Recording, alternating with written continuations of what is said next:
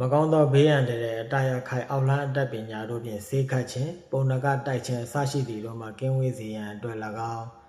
မိမိဂုဏ်သိက္ခာကျဆင်းနိုင်စေရန်အတွက်မိမိစည်းစိမ်ဥစ္စာယာရုများဌာနန္တရများရှော့ကျပျောက်ပြက်စေရန်အတွက်တိုက်ခိုက်ခြင်းကြံစည်ခြင်းတို့မှကင်းဝေးနိုင်စေရန်အတွက်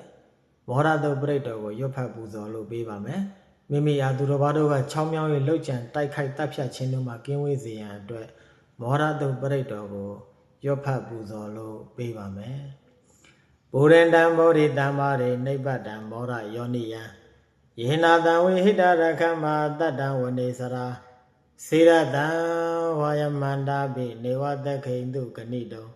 ယမမန္တန္တိအခါတံပရိဒံတံပနာမဟေဥဒေတယံသက္ခုမဧခာရာဇာ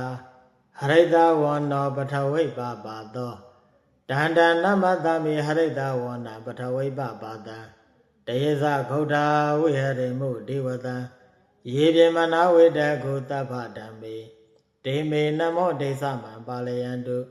နမထုဗုဒ္ဓနာနမထုဘောရိယနမောဝိမု dd နံနမောဝိမု dd ယ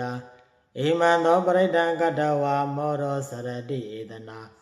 အဘေတယံသက္ခုမဧကရာဇာဟရိတဝန္နောပထဝိပပါသော